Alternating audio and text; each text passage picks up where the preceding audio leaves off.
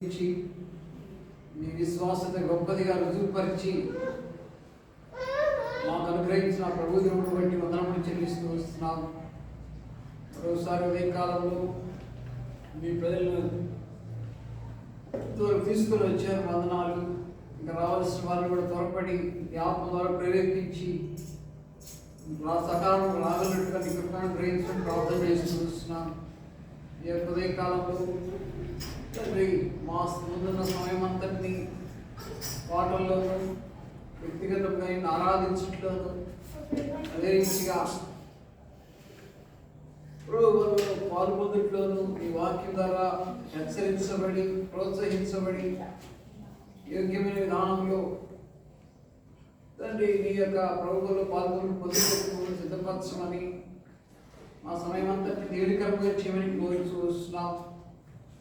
నీ మందిర సమృద్ధుల నుంచి మమ్మల్ని తృప్తిపరచమని కోరుచు, మా సమయం అంతటి దేవుడికరంగా చేయమని కోరుచు, జాగ్రత్తగా నీ బలమైన సమయం అనుభవించినట్లుగా మమ్మల్ని సిద్ధపరచమని తండ్రి అనాలోచితంగా మేము ఇక్కడ కూర్చోకుండా దైవభయం కలిగి మేము కూర్చున్నటకు నీ వాక్యాన్ని శ్రద్ధగా వినుటకు సిద్ధపరచమని సమయమంతా నీ యొక్క హస్తాలకు అప్పగించుకుంటూ యేసుక్రీస్తు మా రక్షకుని నామములో ప్రార్థన చేస్తున్నాము తండ్రి, ఆమేన్.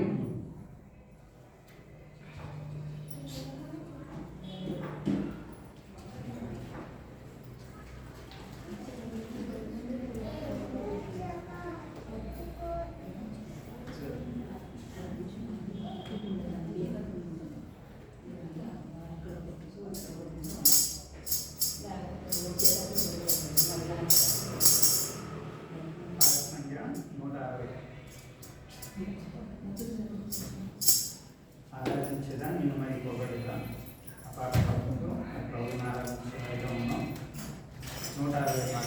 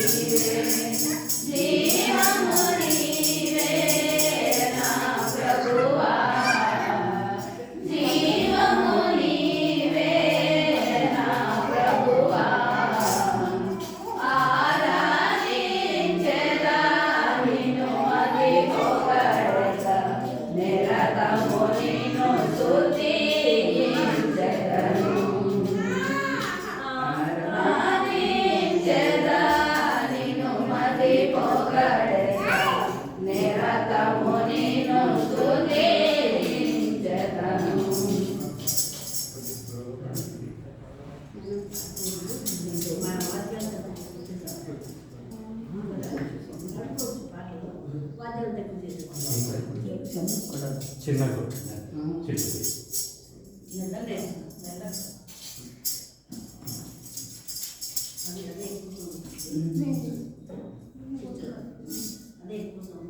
కొంచెం నల్లగా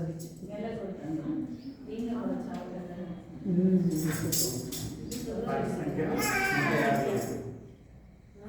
157 ప్రేమ నమ్మకం గల పరలోక తండ్రి తన కుమారుని పొందిన బాధపడుతున్నాం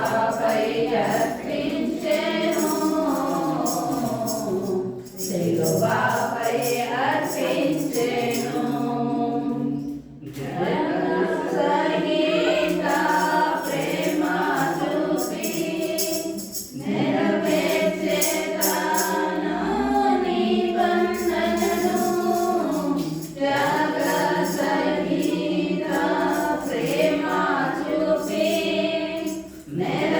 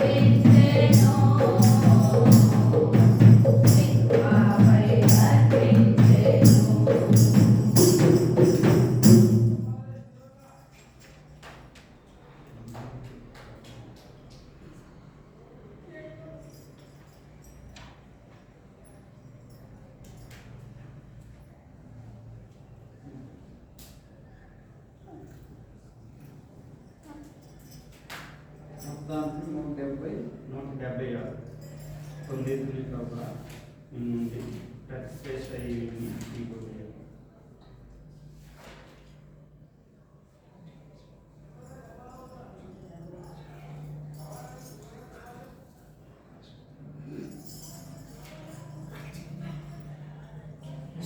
మొదటి 2 వచనాలు పాడుతున్నాం, మొదటి వచనం 2వ వచనం పాడుతున్నాం.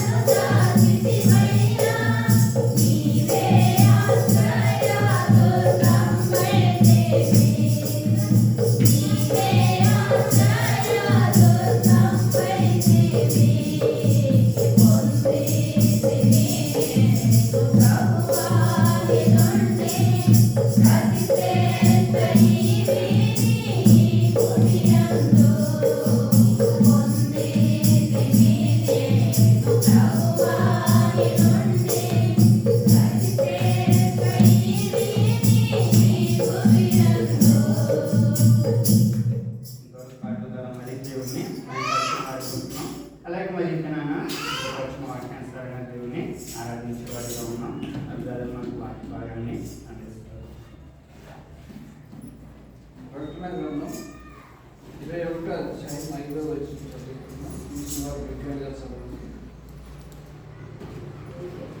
ప్రకటన గ్రంథం 21వ అధ్యాయం 5వ వచనం. రాత్రి ఇతనెన్నడూ ఉండదు. అప్పుడు సింహాసనాసీనుడై ఉన్నవాడు, ఇదిగో సమస్తము నూతనమైనదిగా చేయుచున్నానని చెప్పాను. మరియు ఈ మాటలు నమ్మకము నిజమైనవి కనుక వ్రాయమని ఆయన నాకు చెప్తున్నాను. ప్రార్థన చేసుకున్నాం.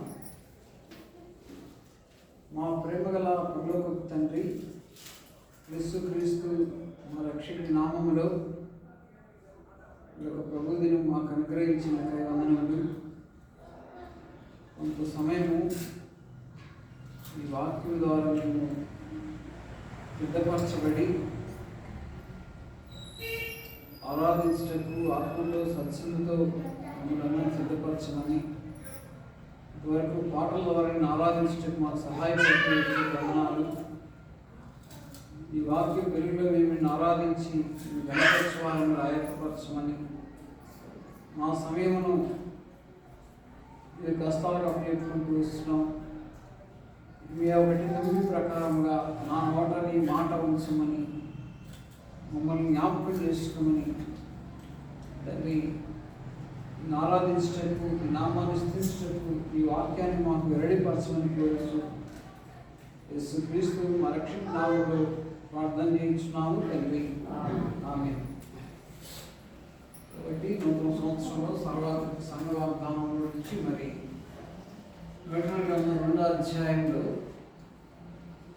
మరి మనం జ్ఞాపకం చేయబడింది ఏంటంటే అక్కడ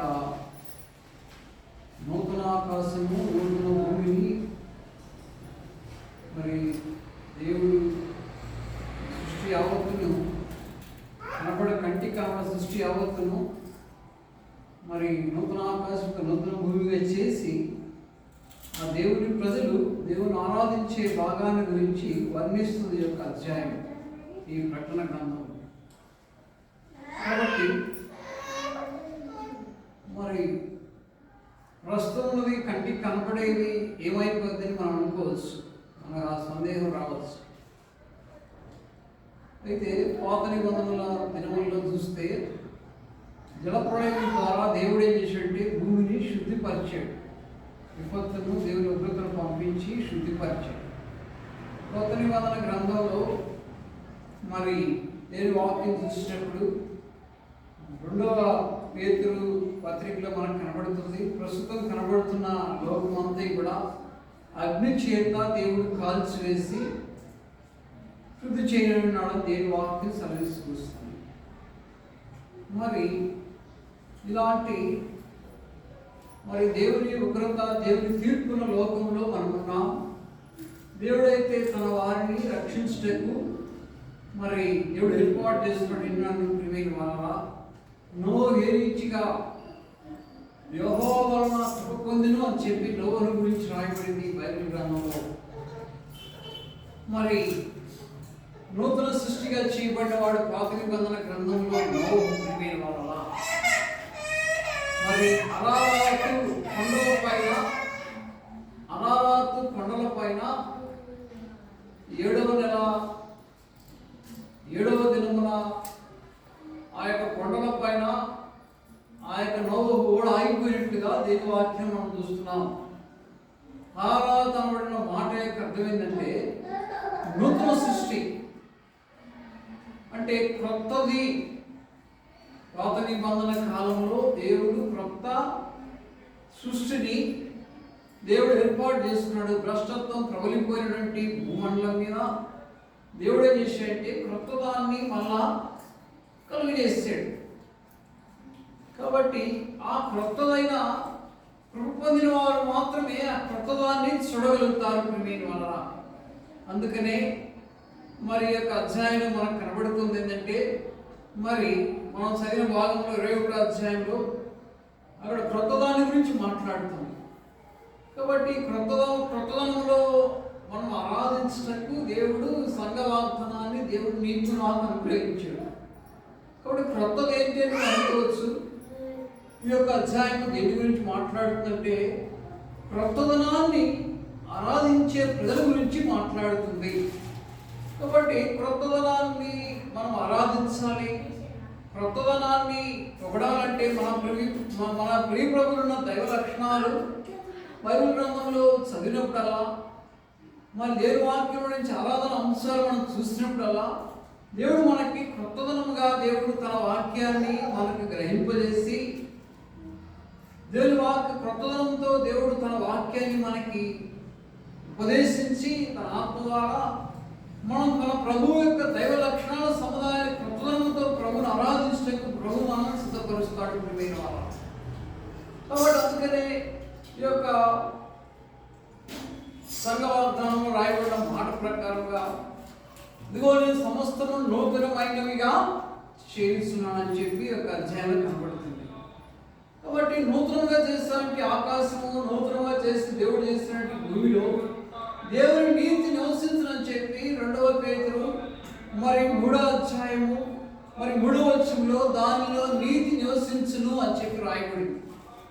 అంటే మనం నీతి కలిగిన ప్రజలుగా యేసు క్రీస్తు ప్రభు ద్వారా నీవు నేను మరి యేసు క్రీస్తు ప్రభు ద్వారా నీతిని స్వతంత్రించుకున్నాం. యేసు క్రీస్తు ప్రభు ద్వారా ఆ నిత్యత్వంలో ఆ యుగయుగాలటువంటి ఆ నూతన ఆకాశము నూతన భూమి అనబడిన దాంట్లో నీవు నేను ప్రభుని ఆరాధించటకు ప్రభువుని నిత్య సంకల్పంలో దేవుడు నిన్ను ఏర్పాటు చేస్తున్నాడు.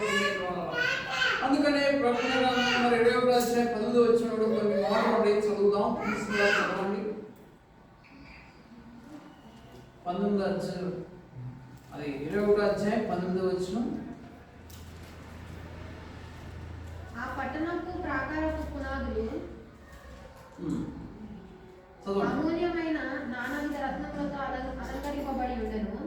మొదటి పునాది సూర్యకాంతపు రాయి, రెండవది నీలము, మూడవది యమునాయి రాయి, నాలుగవది పచ్చ, ఐదవది వైడూర్యము, ఆరవది కెంపు, ఏడవది సువర్ణరత్నము, ఎనిమిదవది గోమేధికము, తొమ్మిదవది పుష్యరాగము, 10వది సువర్ణ శూన్యము, 11వది పద్మరాగము, 12వది సుగంధము. అంటే ఇక్కడ 12 రకాల రత్నాల గురించి ఆ నూతన ఆకాశము ఆ పట్టణంలో మరి దేవుడు తన ప్రజలకు సిద్ధపరిచిన స్వాస్యంలో 12 రకాల రత్నములతో కూడినటువంటి గుమ్మములు కట్టబడినట్లుగా దాంతో పోల్చబడినట్లుగా ఈ అధ్యాయంలో మన జ్ఞాపకం చేయబడుతూ వర్ణిస్తూ ఉంది. అంటే 12 రకములు. మరియు 12 రకాలు సారాధన చేయడానికి మనకు టైం సరిపోదు, కానీ కొన్ని సంగతులు మాత్రమే మనం చూద్దాం. మొట్టమొదటి మనం చూస్తున్నాం సూర్యకాంతపు రాయి అని మనం చూస్తున్నాం. సూర్యకాంతపు రాయి దేని గురించి మాట్లాడుతుంది? మరి వెలుగు గురించి మాట్లాడుతూ వస్తుంది. కాబట్టి ఇప్పుడు మనము వెలుగు సంబంధం ప్రివీన్ వాళ్ళ అంటే ఒకప్పుడు చీకటి సంబంధము అంటే దేని వాక్య ప్రకారంగా ఎఫెసీ పత్రిక 5వ అధ్యాయంలో మనం చూస్తే అక్కడ కనబడుతుంది. 5వ అధ్యాయం 3వ వచనంలో పూర్వమందు చీకటి ఏంటిది, ఇప్పుడు క్రీస్తునందు మనం వెలుగై ఉన్నామంటుంది దేని వాక్యం. అందుకే 1 పేతురు 3వ అధ్యాయంకి చూస్తే అక్కడ మరి 14-16 వచనాలు కూడా మనకు జ్ఞాపకం చేయబడుతుంది. మన ప్రియ ప్రభువు మనకి వెలుగై ఉన్నాడు. కాబట్టి బైబిల్ చూసినప్పుడు మరి ఆయా సందర్భాల్లో మరి నిర్గమాకాండాన్ని చూస్తే ఐగుప్తు అనబడిన ఐగుప్తు అంటే అర్థం ఏంటంటే చీకటి అని అర్థం. ఐగుప్తు అంటే చీకటి.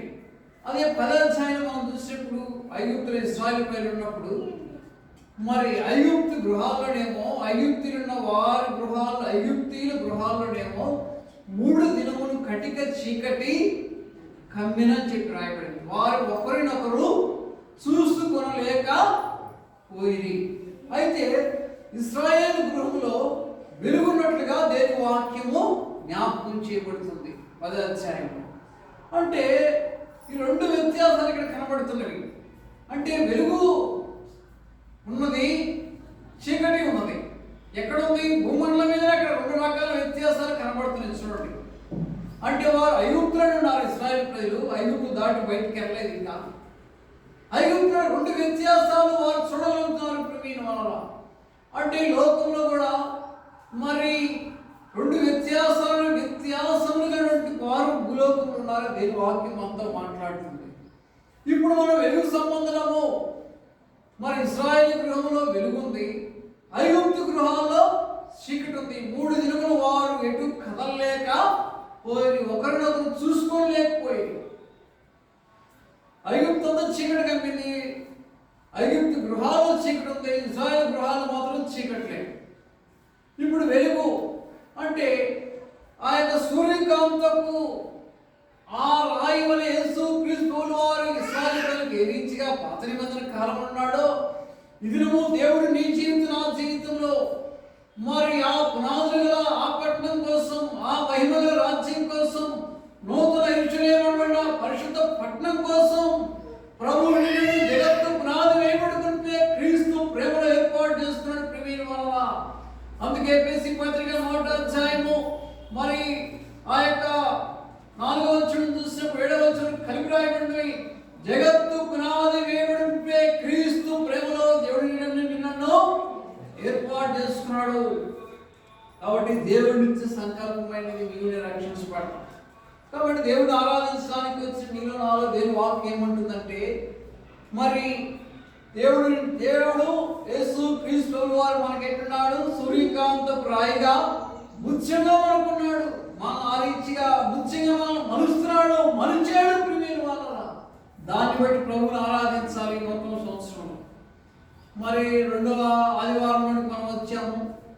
మరి అంతకుముందు 1వ తారీఖు రోజు కూడా మీకు దేని వాక్యాన్ని మీరు విని ఆరాధించి ఉండవచ్చు. మళ్ళీ ప్రభువుని ఆరాధించడానికి ప్రభు మరొకసారి మనం ఏం ప్రోత్సహిస్తున్నాడు దేవుని వాక్యం అంటే, ఆ సార్వత్రిక సంఘ వాగ్దానంలో ప్రభు యొక్క దైవత్వమును, ప్రభు మన కోసం సిద్ధపరుస్తున్న అనిత్యత్వాన్ని పొగడాలి. నేను అనిత్యత్వం యొక్క నమూనాను జ్ఞాపకం చేసుకోవాలి. అనిత్యత్వపు నమూనాలో నీవు నేను చేర్చబడ్డాం ప్రియమైన వాళ్ళ. కాబట్టి ఆ నిత్యత్వపు నమూనా నీలో నాలో ఉంది. ప్రభు ఒకప్పుడు ఆ నిత్యత్వపు నమూనా నాలో లేనివాడును, ఆ పునాది మీద నేను లేనివాడును, ఐగుప్తు యొక్క చీకటి దాసత్వంలో ఉన్నవాడును, ఐగుప్తు యొక్క కదలేని స్థితిలో ఉన్నవాడును. ఐగుప్తులో వారు కదలేని స్థితిలో ఉన్నారు ప్రియమైన వాళ్ళ. కదలేని స్థితి దేని జ్ఞాపకం చేస్తుంది? మరణాన్ని జ్ఞాపకం చేస్తుంది. ఒకప్పుడు నీవు పాపం బట్టి మరి రోమా 3:23 ప్రకారంగా ఏ వేదం మీద అందరూ పాపం చేసి దేవుడని గ్రహించు, పాపం వల్ల జీవితం మరణం, మరణించిన వ్యక్తి కదలలేడు ప్రియమైన వాళ్ళ. అంటే ఒకప్పుడు నీవు నేను పాపమనబడిన మరణంలో మరణ ఛాయలో ఉన్నవారము, ఆత్మీయముగా కదలేని స్థితిలో వారము, ఆత్మీయ మరి చీకటి మరి దేవుడు తీర్పుల గురించి మాట్లాడు ఎహెజ్కేలు గ్రంథంలో ప్రియమైన వాళ్ళ. దేవుడితో పాపం చేసినప్పుడు కటిక బిలామనబడిన చీకట్లో వారిని త్రోసివేసిన చెప్పి ఎహెజ్కేలు గ్రంథంలో రాయబడింది. కాబట్టి అప్పుడు నీవు నేను అలాంటి ఆ చీకట్లో పాతాళం వైపు పరిగెడుతున్న వారము, నాశనం మార్గం ఉన్న వారము ప్రియమైన వాళ్ళ. అయితే యేసు క్రీస్తు ప్రభునందు నీవు నేను ఆ సూర్యకాంతపు రాయి ఏ రీతిగా వెలుగు గురించి మాట్లాడుతుందో, కాబట్టి ప్రభువాలను వెలుగు సంబంధిగా చేసావు. ఒకప్పుడు నేను ఆ సూర్యకాంతపు రాయి ముత్యము అనబడిన రాయికి నేను తగనివాడను. ఆ నూతన పరిశుద్ధ పట్టణం అన్నటువంటి ఆ యెరూషలేము కోసం, ఆ పట్టణం కోసం, నా కోసం సిద్ధపరచు అనిత్యత్వం కోసం ఆ నమూనాలను నన్ను కూడా ఏర్పాటు చేసుకున్నావు క్రీస్తు యేసు ప్రభు ద్వారా. అందుకే దేని వాక్యం రాయబడింది 1 నేను లోకమునకు వెలుగై ఉన్నాడని దేని వాక్యం రాయబడింది. యేసు క్రీస్తు ప్రభు లోకానికి వెలుగై ఉన్నాడు. కాబట్టి ఆ వెలుగు గురించి మాట్లాడుతుంది సూర్యకాంతపు రాయి. ప్రభు నన్ను ఆ వెలుగులోనికి మలిచావు. ఒకప్పుడు నేను ఐగుప్తులో మరి చీకట్లో ఉన్నవాడను, ఐగుప్తు యొక్క బానిసత్వం కింద ఉన్నవాడను. ఆ చీకటి ప్రభావం నా జీవితంలో ఉంది. శత్రువు నన్ను ఏలుబడేస్తూ ఉన్నాడు. నన్ను కృప ద్వారా రక్షించి కృప ద్వారా నూతన సృష్టిగా చేశావు. నూతన యెరూషలేముబడిన ఆ పరిశుద్ధ పట్టణం కోసం నన్ను సిద్ధపరుస్తున్నావు. అందుకే నీకు వందనాలు అని చెప్పి నీవు నేను మొట్టమొదటిగా ప్రభువుని ఆరాధించాను. రెండవది నీలము అనబడిన రాయి గురించి మనం చూస్తున్నాం. నీలము అంటే నీలము అనబడిన రాయి మరి పరంగీతములు 5వ అధ్యాయం 14 తీసి చదివితే అక్కడ క్రీస్తు యేసు యొక్క శరీరాన్ని గురించి మాట్లాడుతుంది. తీసిన వాళ్ళు చదవండి. పరంగీతములు 5:14 ప్రభు దేహం యొక్క వర్ణన గురించి మాట్లాడుతుంది. పరంగీతములు 5:14 అతని కరములు తార్షీషు రత్నభూషితమైన స్వర్ణగోళముల వలె ఉన్నవి. అతని కాయము నీలరత్న ఖచ్చితమైన విచిత్రమగు దంతపు పనిగా కనబడుచున్నది. అతని కాళ్ళు మేలి బంగారు మంటలందు నిలిపిన చలువరాతి స్తంభముల వలె ఉన్నవి. అతని వైఖరి లెబానోను పర్వత తుల్యము, అది దేవదారు వృక్షములంత ప్రసిద్ధము. అతని నోరు అతి మధురము, అతడు అతికాంక్షణీయుడు. యెరూషలేము కుమార్తెలారా, ఇతడే నా ప్రియుడు, ఇతడే నా స్నేహితుడు. అంటే ఇక్కడ మనకి ఏం జ్ఞాపకం చేయబడుతుందంటే, ఈ పరంగీతంలో 5వ అధ్యాయం 14 యేసుక్రీస్తు శరీరం దేహాన్ని గురించి వర్ణింపజేస్తుంది. అంటే నీలము అనబడిన రంగు దేని గురించి, ఆ రత్నము దేని గురించి మాట్లాడుతుంది? యేసుక్రీస్తు శరీరం. అందుకే మరి 1 కొరింథీ 15 అధ్యాయం చూస్తే అక్కడ కూడా మరి 48-49 వచనాల్లో కూడా మరి ఆయన దేహాన్ని గురించి మాట్లాడుతూ పునరుద్ధరణైన తర్వాత ఆయన మహిమగల దేహంతో మరి లోకంలో అనేక సార్లు ఆ శిష్యులకు ప్రత్యక్షమవుతూ వచ్చాడు. మహిమగల దేహానికి మనం అనుకోవచ్చు, మహిమగల దేహానికి మరి ఈ డోర్లు అడ్డం రావు, గుర్తుపెట్టుకుని ఈ డోర్లు ఇల్లు అడ్డు గోడలు అడ్డం రావు. వారు యేసుక్రీస్తు వారు ఏ శరీరంతో తిరిగి లేచాడంటే మహిమగల దేహముతో తిరిగి లేచాడు. గుర్తుపెట్టుకుని మనకు అనేక సార్లు కొంతమంది అడుగుతారు, యేసుక్రీస్తు వారు తిరిగి లేచాడని చెప్పి అన్నాడు కదా, మరి శిష్యులు వాక్యాలను తప్పుపడటానికి మన మీద అనేక సార్లు దేవుని ప్రజలు అనబడే వారు వస్తారు. ఆయన ఎట్లా వారికి కనపడ్డాడు? మహిమల దేహముతో తిరిగి లేచాడు యేసుక్రీస్తు వారు. వారు ఈ భౌతికమైన దేహానికి ఇవన్నీ అడ్డొస్తాయి. ఏవి? డోర్లు, కిటికీలు, గోడలు అడ్డొస్తాయి. వారు కూడి ఉన్న మరి స్థలంలో యేసుక్రీస్తు తను ప్రత్యక్షపరుచుకున్నాడు. ఎట్లా ప్రత్యక్షపరుచుకున్నాడు? మహిమగల దేహముతో ప్రత్యక్షపరుచుకున్నాడు. నీలము అనబడింది. మహిమగల దేహం యొక్క రంగు ఎట్లుంది? నీలము అనబడిన రత్నముతో పోల్చబడుతుంది. కాబట్టి ప్రియమైన వాళ్ళ ఈ రత్నము మరి దేని గురించి మాట్లాడుతుందంటే అది అదృశ్యమైన దాని గురించి కూడా మాట్లాడుతుంది. అదృశ్యమైన వాడు యేసుక్రీస్తు వారు కూడి ఉన్న స్థలంలో పునరుద్ధరణైన తరువాత ఏం చేశాడు? తిరిగి లేచి వారి వద్దకు వచ్చేసాడు. శిష్యులకు అనేక సందేహాలు ఉన్నాయి. ఎట్లా లేచాడు? నిజమా కాదా? వారి సందేహాలు తీర్చడానికి యేసుక్రీస్తు ఎంత వారికి ప్రత్యక్షమయ్యాడంటే మహిమగల దేహముతో ప్రత్యక్షమయ్యాడు.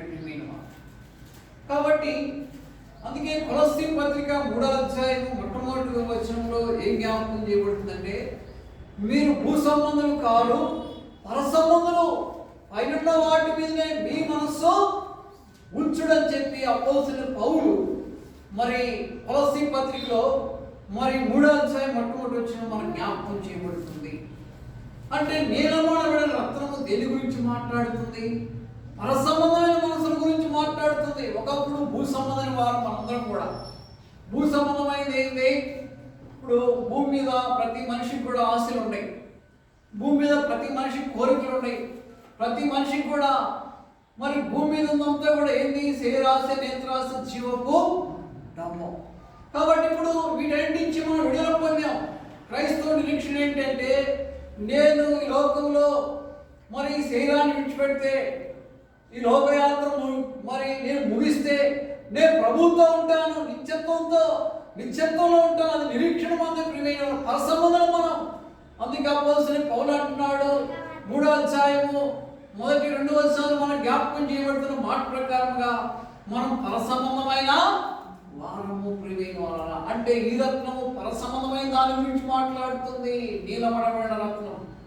కాబట్టి ప్రభువు ఒకప్పుడు పరసంబంధి కాదు, ఒకప్పుడు నిరీక్షణ లేని వాడును, మరి నిరీక్షణ లేని చెల్లువచ్చిన వాడును, నిరీక్షణ లేని మాటలతో మరి నిరీక్షణ లేని జీవితంతో కొనసాగుతున్న వాడును. అయితే ఇప్పుడు నీవు నన్ను నిరీక్షణ ఏంటి? పరసంబంధం ఏంటి? నీలమణమైన రత్నముతో, ఆ రత్నము యొక్క నిరీక్షణ గల మహిమ దేహముతో ఉదయం రెప్పపాటు నేను కూడా ప్రభువస్తే మనం బ్రతికడ ప్రభువస్తే రెప్పపాటు మన మహిమగల దేహంలోనికి మనం మార్పు చెబుతాం ప్రియమైన. అది ప్రభు దేవుడి ప్రజల యొక్క నిరీక్షణ. అంటే నూతన యెరూషలేమునబడిన పరిశుద్ధ పట్టణం యొక్క నమూనాలోనికి ప్రభు తన వారిని, తన ప్రజలను నిన్ను మలిచాడు ప్రియమైన వలన. ఆ నమూనా నీలో నాలో ఏర్పాటు చేశాడు దేవుడు. అందుకని నూతన సంవత్సరంలో ఈ యొక్క ప్రకటన గ్రంథం మరి 21వ అధ్యాయం 5వ వచనంలో రాయబడిన ఈ యొక్క ప్రామిస్ మొట్టమొదటిది ఇది ప్రియమైన వలన. ప్రభు మనం ఏం చేశాడు? ఆ నమూనాలోనికి, ఆ నీలమణమైన రత్నము అనబడిన నమూనాలోనికి ఒక దినం నీవు నేను రాగలుగుతాం. వస్తాం. ఎట్లా వస్తాం అంటే, ప్రభు రోజు వచ్చాడు అనుకోండి, మనందరం కూడా మహిమగల దేవుడు రెప్పపాటున మార్పు చెందుతామని చెప్పి ఆ తెస్సలోనికీయుల పత్రికలో రాయబడింది. అంటే ఆ రంగు ఏంది? ఆ రత్నము ఏ రత్నంతో పోల్చబడుతుంది? ఈ యొక్క 19వ అధ్యాయం రాయబడిన మరి మాటల ప్రకారం 19వ వచనం 21వ అధ్యాయం 19వ వచనం ప్రకారం ప్రకటన గ్రంథంలో రాయబడిన రత్నాలు 12 రకాల రత్నాల గురించి రాయబడింది. ఆ పునాదులతో ఆ పట్టణం నిర్మించబడింది, పరిశుద్ధ పట్టణము. కాబట్టి ఆ నమూనాలోనికి ప్రభు నిన్ను మలిచాడు ప్రియమైన వారు. దాన్ని బట్టి ప్రభుని ఆరాధించాలి. ప్రభు ఒకప్పుడు నేను ఆ నీలమనబడిన రత్నము నమూనాలో లేనివాడను, భూ సంబంధంగా ఆలోచించేవాడను, భూ సంబంధంగా నిరీక్షణ లేని వాడను. అయితే నీవు కడపటి ఆదాముగా నువ్వు లోకరక్షకుడికి వచ్చి కలువసులో ప్రాణం పెట్టి నా కొరకు మరి సమాధి చేయబడి మృత్యుంజయుడై తిరిగిలేచు ద్వారా నాకు నిరీక్షణాస్పదంగా నీవు ఉన్నావు. నాలో నిరీక్షణ నుంచావు. ఉదయం నేను ప్రభు వస్తే నేను ప్రభుతో ఉంటాను, లోకయాత్ర ముగిస్తే ప్రభుతో ఉంటాను, నన్ను సంబంధిగా చేశావు. ఆ నీలమణమైన రత్నము రంగు దేహాన్ని గురించి విలాపవాక్యాలు మనం చదువుతూ వచ్చాం. ఆ దేహముతో యేసుక్రీస్తు శరీరాన్ని జ్ఞాపకం చేస్తుంది. యేసుక్రీస్తు ఆత్మరూపిగా మరి తను తాను మహిమగల దేహముతో వారికి ప్రత్యక్షపడుతున్నాడు. శిష్యులు వారి కూడి ఉన్న ప్రాంతంలోకి వచ్చాడు. వారు కూడిన ప్రాంతంలో అన్ని బంధించబడిపోయినాయి. భౌతికంగా డోర్లు, కిటికీలు, గోడలు అన్నింటిలో వారు బంధించబడిపోయిన స్థలం వారు కూడిన ప్రాంతం ఉంది. దేవుని ప్రజలు వారికి ఎట్లా ప్రత్యక్షమయ్యాడు? భౌతికమైన దేహం అయితే ఇవన్నీ అడ్డం వస్తాయి. మహిమగల దేహముతో ఆయన తను తాను వారికి ప్రత్యక్షపరుచుకున్నాడు. నీవు నేను కూడా అలాంటి మహిమగల మరి రూపంలోనికి, క్రీస్తు యేసు యొక్క సమరూపంలోనికి నీవు నేను మార్చబడతావు. మరి అలాంటి నిరీక్షణ కలిగిన వారు మనం. ఆ నీలమణమైన రత్నం దేని గురించి మాట్లాడుతుంది? పర సంబంధమైన దాని గురించి మాట్లాడుతుంది. అంటే నీవు నేను ఈ లోకంలో పర సంబంధమైన వారము, భూ సంబంధమైన వారం కాదు. భూలోకంలో మరి వస్తు రూపంగా మరి ధన రూపంగా ఎంత ఉన్నా కానీ ఇది ఒక విడిచిపెట్టాలి ప్రియమైన వాళ్ళ. ఇది టెంపరల్లీ. అందుకని మరి ఎబ్రీ పత్రికలో అబ్రహాం అంటాడు, నేను ఆ పునాదుల పట్టణం కోసం గుడారంలో ఉంటూ పునాదుల పట్టణం కోసం ఎదురు చూస్తున్నట్టాడు. అందుకే అపోస్తలుడు పౌలు కొరింథీ పత్రికలు అంటాడు, మరి నేను శిథిలమైపోయే గుడారంలో ఉన్నాను అంటాడు. అంటే ఈ దేహము శిథిలమైపోయే గుడార జీవితంలో నేను ఉన్నావు. ఇప్పుడు ఎక్కడుంటే ఏం చేస్తున్నాము? పరలోకము, ఆ పునాదుల పట్టణం, ఆ నిరీక్షణతో కూడిన ఆ పట్టణం వైపు ఆ దృష్టిని నీవు నేను కలిగి ఉన్నాం. నీలమణమైన రత్నము దేని గురించి మాట్లాడుతుందంటే ఆ యొక్క నీలమణమైన రత్నము పరలోకపు నిరీక్షణ గురించి మాట్లాడుతుంది. రెండవదిగా. మూడవదిగా మనం చూస్తే అదే ప్రకటన గ్రంథంలో 3వ రత్నాల గురించి చదవడమ్మా.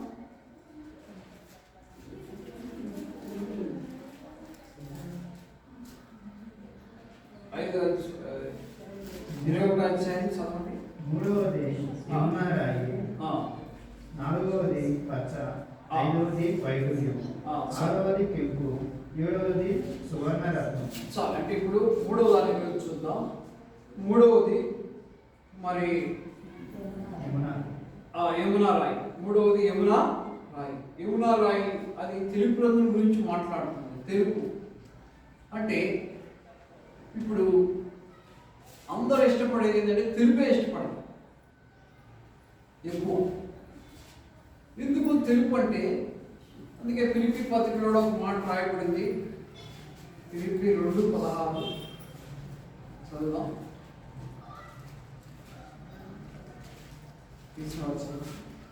అట్టి జనము మధ్యను మీరు జీవవాక్యము చేతపట్టుకొని లోకమందు జ్యోతుల వలె కనబడుచున్నారు.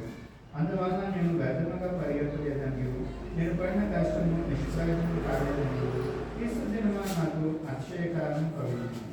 సార్ అంటే ఇక్కడ అట్టి జనం మధ్య మీరు వెలుగు సంబంధులుగా కనపడుతున్నారు. అట్టి జనం మధ్య మీరు వెలుగు సంబంధులుగా కనపడుతున్నారు. వెలుగు తెలుపుతో పోల్చబడింది ప్రేమైన వారు. అంటే 3వ రత్నము యొక్క రంగు ఏది? తెలుపు. అంటే ఒకప్పుడు మనము తెలుపు దేని గురించి మాట్లాడుతుందంటే ఆ యొక్క అట్టి జనము మధ్య మీరు వాక్యము చేత పట్టుకునండి. వాక్యము చేత పట్టుకునే మాట అక్కడ రాయబడింది. ఇప్పుడు వాక్యం మనల్ని ఏం చేస్తుంది? ఏమి వాక్యము ఈ లోకంలో అంటే పరిశుద్ధపరుస్తుంది మనల్ని. ఎఫెసీ 5:7 ప్రకారంగా వాక్యం ఏం చేస్తుంది? మనలో ఆ వాక్యముతో ఉదక స్నానము చేయబడిన వారే అంటారు. ఇప్పుడు ఒకప్పుడు మనం ఎలాంటి వస్త్రాలు కలిగిన వారం అంటే మలిన వస్త్రాలు కలిగిన వారం. అంటే ఒకప్పుడు పాపమును బట్టి మన దగ్గర దుర్గంధపు వాసన వస్తూ ఉంది. మన దగ్గర మూర్ఖత వలన కలిగిన గాయం దుర్గంధపు వాసన అని చెప్పి కీర్తన గ్రంథంలో రాయబడింది. అంటే చిన్న 15 అధ్యాయం మనం చూస్తే చిన్న కుమారుడు తండ్రి ఇంటికి వస్తాడు. తండ్రి ఇంటికి వచ్చినప్పుడు ఏం చేస్తాడు? తండ్రి ప్రశస్త వస్త్రములతో కుమారుణ్ణి అలంకరిస్తాడు. అంటే అంతకుముందు ఎలాంటి వస్త్రాలు ఉన్నాయి? దుర్గంధపు వస్త్రాలు. తను ఇష్టపడతా ఆ వస్త్రాలు తీసి కుమారుడికి ఏం చేసి ప్రశస్త వస్త్రాలు. అంటే ఒకప్పుడు మరి లోకంలో మరి అట్టి జనం మధ్య మీరు జీవవాక్యం చేత పట్టుకొని వెలుగు సంబంధంలో మనం అవుతున్నాం. ఎట్లా అవుతున్నాం? వెలుగు తెలుపుడు గురించి మాట్లాడుతుంది ఈ రత్నము ప్రియమైన వల్ల. అంటే మనొకప్పుడు దేవునికి దూరస్తులుగా ఉంటూ పాపమును బట్టి మలినావస్థలున్న వారు, మలినపడ్డ మలినం యొక్క మరి రంగు వారికి ఉన్నది ఒకప్పుడు ప్రియమైన వాళ్ళ. అయితే ఇప్పుడు ఆ రత్నం నుంచి మనం బయటకు వచ్చి ఆ యొక్క దుష్టత్వం నుంచి బయటకు వచ్చాం. ఇప్పుడు ఏ రత్నంగా మార్చబడ్డ మూడవ రత్నం గురించి మనం చూస్తున్నాం. అది తెలుపు రంగుల గురించి మాట్లాడుతుంది. అంటే మనం ఒకప్పుడు ఆ యొక్క పాపమును బట్టి మరి దుష్టత్వమును బట్టి మనలో సహజ సిద్ధంగా వచ్చినట్టు దుష్టత్వం యొక్క మొదటి ఆదాము యొక్క పాపమును బట్టి మనందరము మరి పాపులుగా విలువబడినట్టు వారము భూమి మీద ప్రేమైన వారు. ఇప్పుడు యేసు క్రీస్తు ప్రభు ద్వారా పరిశుద్ధపరచబడి దేవుని జనముగా చేయబడి మరి తెలుపు రంగుతో పోల్చబడిన మూడవ రత్నము పునాది మీదకి నీవు ఎట్లా రాగలుగుతున్నావు? వెలుగు సంబంధమైన పునాది తెలుపు రత్నాల గురించి మాట్లాడుతుంది. మూడవది ఆ స్వభావంలోనికి నువ్వు ఎట్లా వచ్చాము?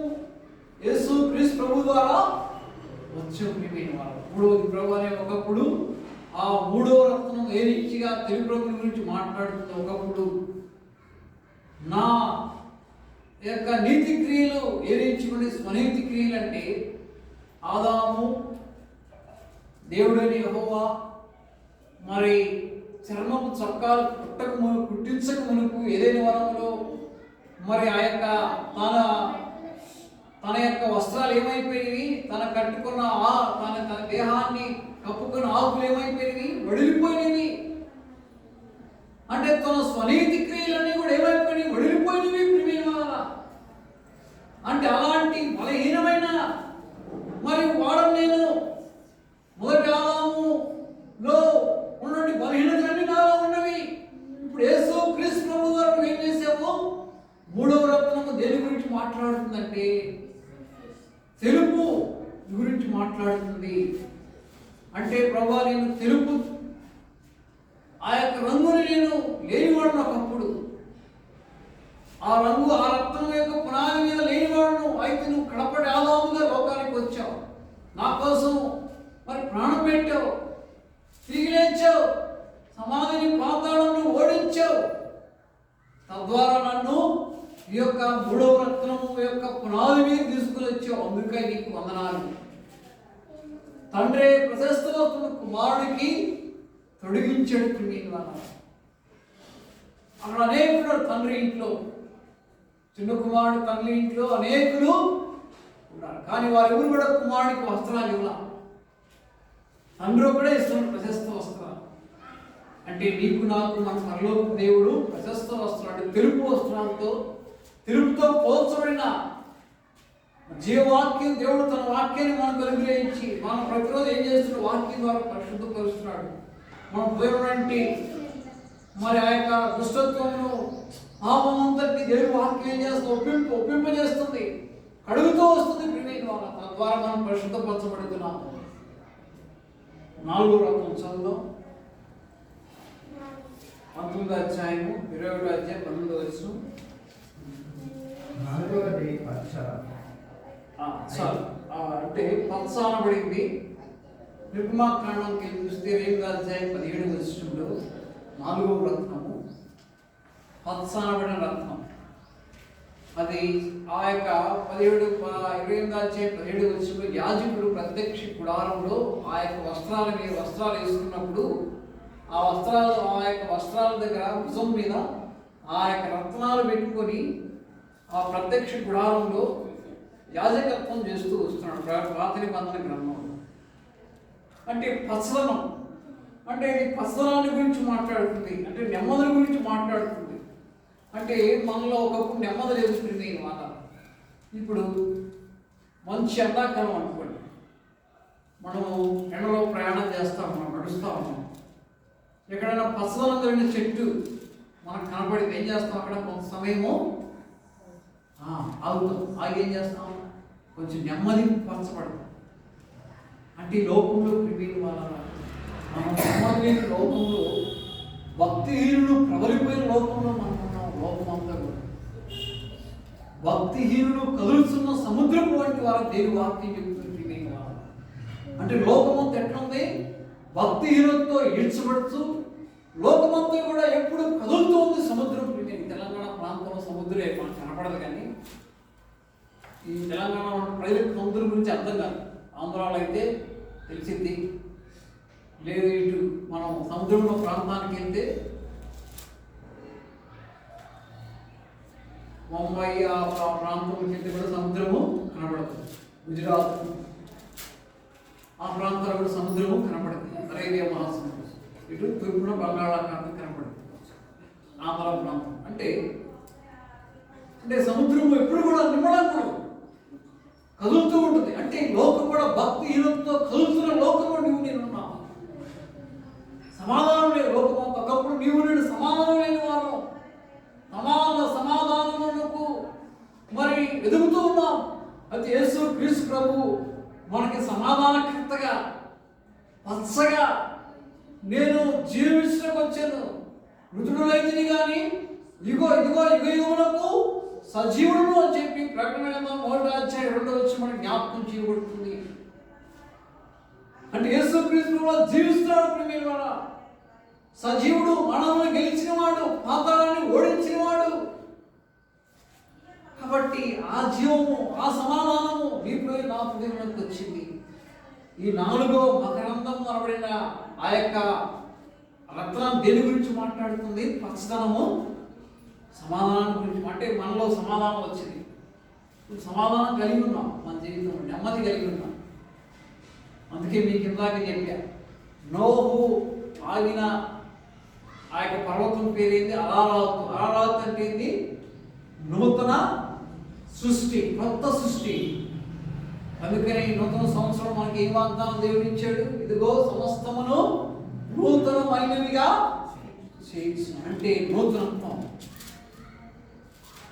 అక్కడ నోహుకి ఏం తీసుకుని వచ్చింది? ఆ యొక్క ఒలీవ ఆకును తీసుకుని వచ్చింది. పచ్చదనంగా ఆకు తీసుకుని వచ్చింది. ఒలీవ ఆకు పచ్చదనంగా ఆకు తీసుకుని వచ్చింది.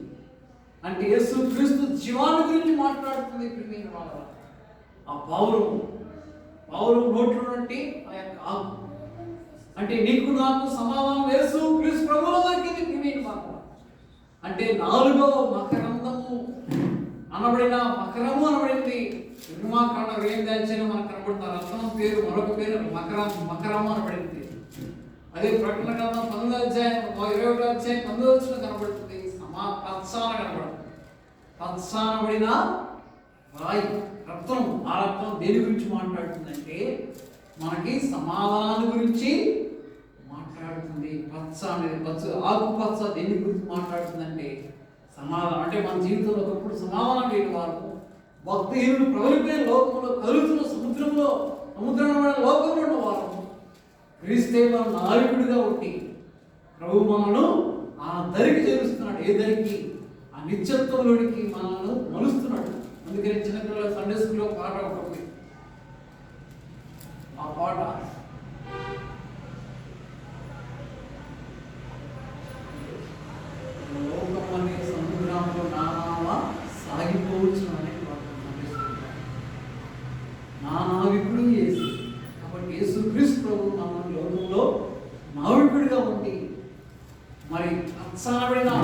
రీతిగా నోకు ఏ రీతిగా ఒలివ ఆకు పచ్చలను ఆకు తీసుకుని ఇచ్చి ఆయనకి సమాధానం ఇచ్చిందో మనకు కూడా యేసుక్రీస్తు వారు మన అంతరంగంలో ఈ సమాధానాన్ని ఇచ్చింది. ప్రభా నువ్వు ఆ పునాదితో ఆ నూతన విషయం పడబడిన పరిశుద్ధ పట్టణం కోసం సిద్ధపరుస్తున్నావు, ఆ నమూనా నాలో ఉంచావు, అందుకే నీకు వందనాలని చెప్పి 4వ గుణం ఆరాధించాలి. 5వదిగా చూద్దాం. 5వ చదవండి తీసిన వారు వైడూర్యం. 5వది వైడూర్యము.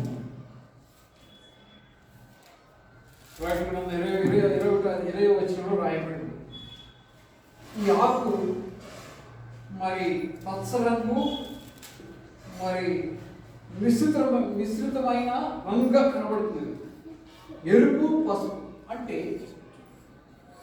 ఈ రాయి ఎరుపు పసుపు కలిగిన రంగు అన్నమాట. 5వది అంటే ఎరుపు దేనికి గుర్తుగా ఉందంటే దేవుడు తీర్పుల గురించి మాట్లాడు. ఎరుపు తీర్పుల గురించి మాట్లాడు. అంటే ఇప్పుడు మీకు ఎట్లా చెప్పాలంటే ఇశ్రాయేలు ప్రజలు నిర్గమాకాండంలో ఏ గృహములకైతే ద్వారబంధములకు ఎరుపు ఆ రక్తం గొర్రెల రక్తం పూయబడలేదో ఆ గృహంలో ఏమయ్యారు? ప్రథమ సంతతి అంతా కూడా చనిపోయారు. అంటే ఎరుపు రంగు దేని గురించి మాట్లాడుతుంది? ఎరుపు రంగు ఈ రత్నం 5వది అంటే తీర్పు నుంచి దాటించబడ్డం. నీవు నేను లోకమంతా తీర్పులో, దేవుని ఉగ్రతలో ఉంది. అంటే బైబిల్ ప్రకారం ఏంటి? ఈ లోకము అగ్నితోనూ మహావేంద్రముతోనూ కాల్చివేయబడ్డకు సిద్ధముగా ఉన్నదని దేవుడు వాక్యం చెప్తుంది. 2వ పేతురు పత్రిక. అంటే ఈ ఎరుపు తీర్పుల గురించి మాట్లాడుతుంది. ప్రభా నేను ఒకప్పుడు తీర్పులోనికి పాపం బట్టి తీర్పులోనికి వెళ్ళవలసిన వాడు, మన తీర్పుని తప్పించాము. మనందరం కూడా రక్షించబడిన ప్రతి విశ్వాసకుడు తీర్పు నుంచి తప్పించబడిన వాడు ప్రియమైన వాడు. ఇప్పుడు మనందరం తీర్పు నుంచి తప్పించబడ్డాం కాబట్టి ఇప్పుడు గొర్రెల రక్తం గృహాలకు పోయిలా. ఆ గృహాల్లో ఏముంది? ఐగుప్తీయుల గృహాల్లో మరణం ఉంది. ప్రథమ సంతతి అంతా కూడా చనిపోయిన శవాలుండే ప్రియమైన వారు వారి గృహాల్లో. కాబట్టి ప్రియమైన వారు నీవు తీర్పు నుంచి తప్పించబడిన వారము. 5వదిగా అంటే 5వ రత్నం తీర్పుల గురించి మాట్లాడుతుంది. 6వదిగా చూద్దాం. కెంపు అంటే మరి కెంపు అనబడింది క్రీస్తు రక్తం. అది కూడా ఎరుపు రంగు గురించి మాట్లాడుతుంది. 6వదేమో ఎరుపు కెంపు అనబడింది మనం చూస్తున్నాం. 5వది ఎరుపు ఆకుపచ్చ రంగు కలిపి మిశ్రితమైనదిగా కనబడుతుంది. ఇక్కడ కెంపు అనబడింది, అది కూడా ఎరుపు రంగు గురించి మాట్లాడుతుంది.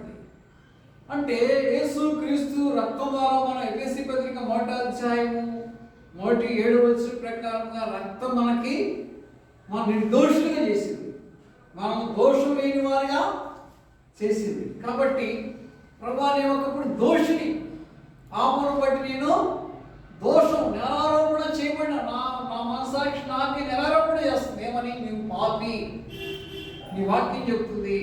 నాలో ఇలాంటివన్నీ ఉన్నాయి. ఏది? మార్కు సువార్త 7వ అధ్యాయము 20వ వచనం, 22వ వచనం, 21వ వచనం ప్రకారంగా నాలో ఈర్ష, కక్ష, భేదము, మత్సరము, మరి రకరకాలంటి భేదాభిప్రాయాలు, రకరకాలైన కలతలు, కలవరాలు నాలో ఉన్నాయి.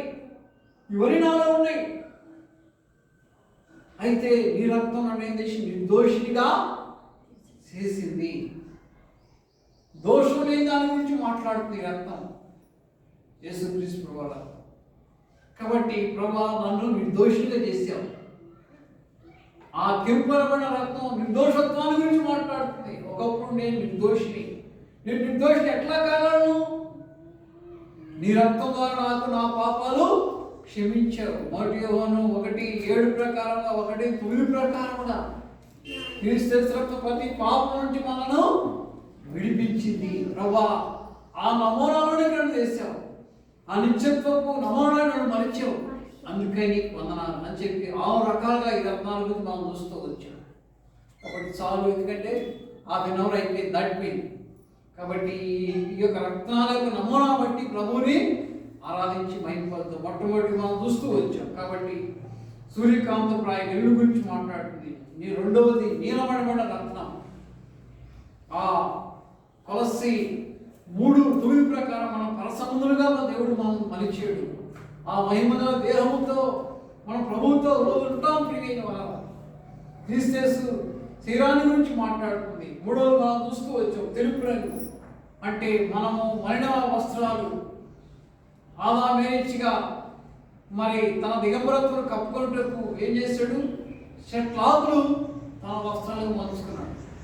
అయితే దేవుడు ఏం చేశాడు? చర్మపు చొక్కాలు వారికి తొడిగించాడు. ప్రియమైన వారు, అయితే దేవుడు నిన్ను మన పరలోకపు తండ్రిగా తండ్రి ప్రేమను మన మీద చూపించి మన నిర్దోషులుగా ఉన్న మనను, మరణ వస్త్రాలతో ఉన్న మనను, మరి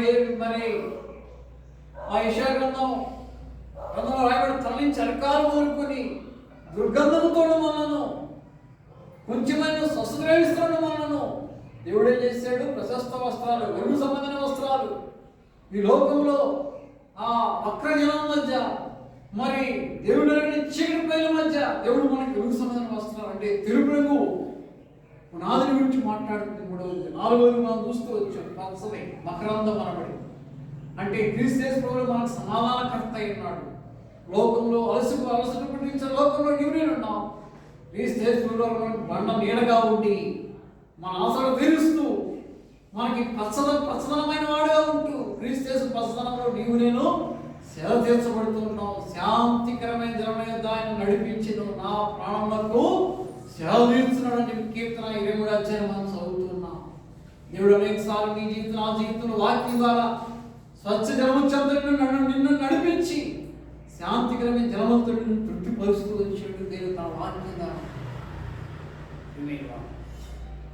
మరి మరొకటి మనం చూసినప్పుడు దేవుని వాక్యం మనకేం జ్ఞాపకం చేస్తుందంటే వైదవి, అంటే దేవుడు తీర్పుల గురించి మాట్లాడుతుంది. మన తీర్పుని దేవుడు మనం నిర్దోషులుగా చేయించాడు. ఎఫ్ఎస్సి 1:7 ప్రకారంగా మనం దేవుడి దోషం లేని వారికి మనం చేయబడి, మనం దోషమంతా క్రీస్తు రక్తంలో పరిహరించబడి.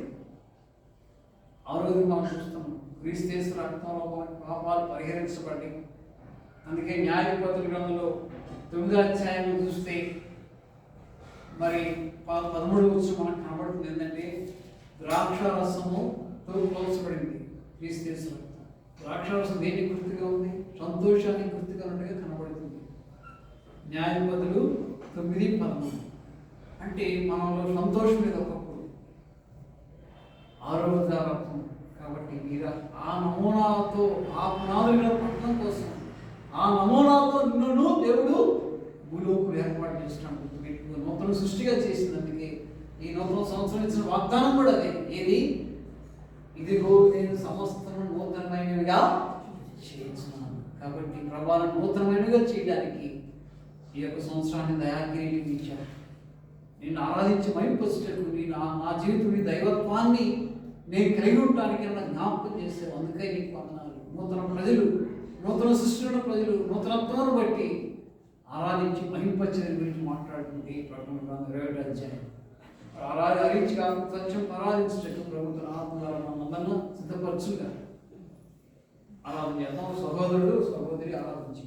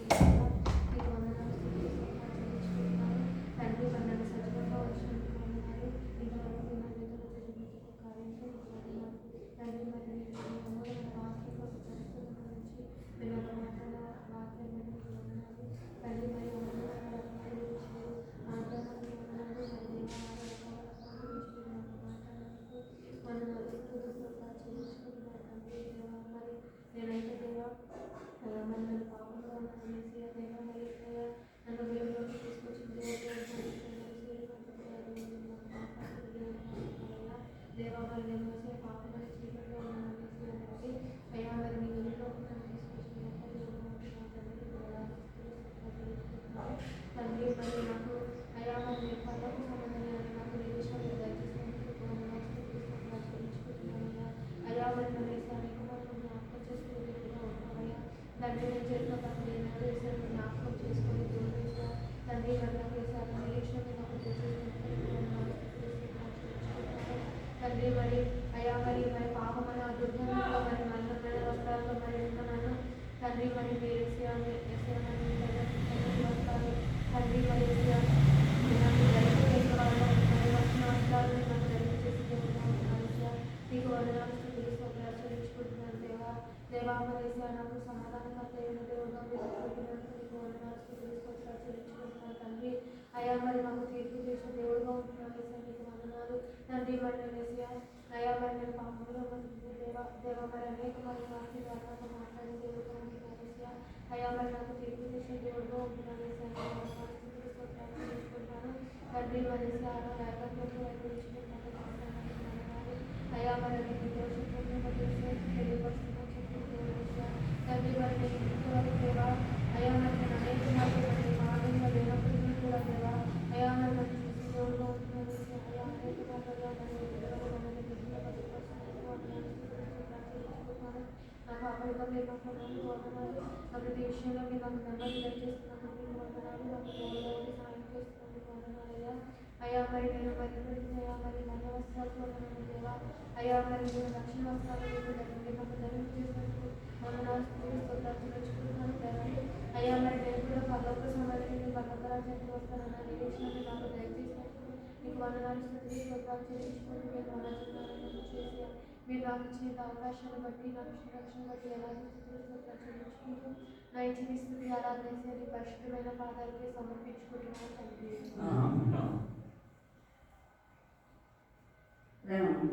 మా పేపర్లు తండ్రి మీ పశువులను చెల్లించుకుంటున్నాను ప్రభా. అయ్యా మరి నా తండ్రినైనా మరి గత మరి నా తండ్రినైనా మరి వారికి ప్రభా మీ సత్యంగా మీకెంతో చెల్లించుకుంటున్నాను. మరి సమయంలో సమకూర్చని ప్రభా మీ బిడ్డలతో కలిసి నేను కూడా నేను ఆరాధించడానికి పరచడానికి ప్రభా మీరు ఇచ్చిన శ్రేష్టమైన సమయం బట్టి మీకు ఎంతో స్తోత్రాలు చెల్లించుకుంటున్నాను ప్రభా. మరి ఈ సమయాల్లో నాకు చూడలేదాన్ని ప్రభా మీతో సజ్జులను కలిగించి నా ఆలోచన కొలిపించి మరి నా తండ్రినైనా ప్రభా బిడ్డలతో కలిసి ఆరాధించడానికి శ్రేష్టమైన సమయం బట్టి చెల్లించుకుంటున్నాను ప్రభా.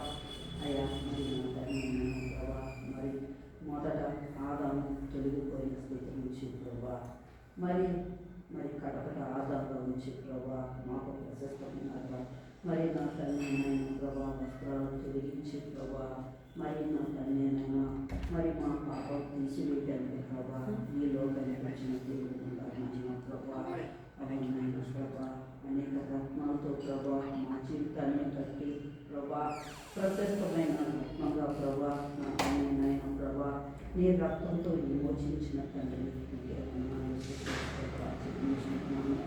మరి ఒకప్పుడు తల్లినైనా మరి దుర్గంధంతో నిండిన ప్రభా నా తల్లినైనా నువ్వు దయతో గెలిచిన దేవుడు ఉండాలి నా తల్లినైనా ప్రభా. దేవా నీకేమన్నా స్తోత్రాలు చెల్లించుకున్నాను నాయన ప్రభా. మరి నా తల్లినైనా మరి మిమ్మల్ని మాణిక మనులతో కట్టాను ప్రభా. మీ కోట కొమ్మలు కట్టాను నాయన ప్రభా. ఇటు విధమైన ప్రభా మమ్మల్ని రత్నాల్లో పూసుకుంటూ ప్రభా అయ్యా మమ్మల్ని రక్షించుకొని ప్రభా ఆ దుర్గంధం నుంచి మరి కడిగి వేసి ప్రభా నూతనమైన మరి తెల్లనైన వస్త్రాలు ప్రభా గ్రహించి ప్రభా మరి ఉచితమైన రక్షణ మరి ఇచ్చినందుకు చూస్తున్నాను. నా పట్ల చేసిన మీరు మహోపకారాలపై మనములు స్తోత్రము చెల్లించుకుంటున్నాను ఆయన ప్రభా. నన్ను విమోచించిన దేవుడు అందుకు నీకు వందనాలు స్తోత్రాలు చెల్లించుకుంటున్నాను. పాపం చేత అపరాధం చేత చచ్చినందుకు ప్రభా రక్తం చేత విమోచించినందుకు నీకు వందనాలు స్తోత్రాలు చెల్లించుకుంటున్నాను. అంతమంతమే కాకుండా ప్రభా నాకు ఉచితమైన రక్షణ ఇచ్చినందుకు నీకు వందనాలు స్తోత్రాలు చెల్లించుకుంటున్నాను. అయ్యా నేను ఇచ్చిన నీ సన్నిధిలో రుణస్థులను ఉంచుకుంటూ నా ఎరిగిన ఒక వేగంతో నీకు అన్న కొద్ది అవ్వాలని క్రీస్తు చేసి నామంలో నీకే సమర్పించుకుంటున్నాను తండ్రి.